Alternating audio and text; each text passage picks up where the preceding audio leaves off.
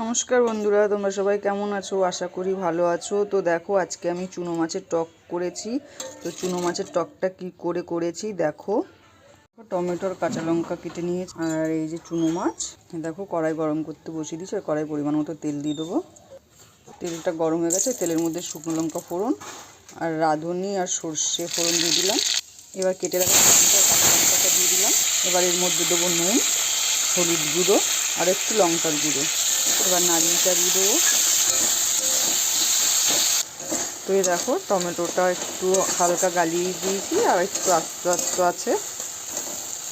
এবার এর মধ্যে চুনো মাছগুলো দিয়ে দেবো। এবার একসাথে একটু নাড়িচাড়ি ভাজা করে নেবো, যেহেতু মাছগুলো আমি ভাজিনি, তো কাঁচাও থাকবে না, আবার হচ্ছে কি তোমার এর সাথে একটু ভেজে নেবো। তো এই দেখো বন্ধুরা, আমি তেঁতুলের জল গুলে নিয়েছি।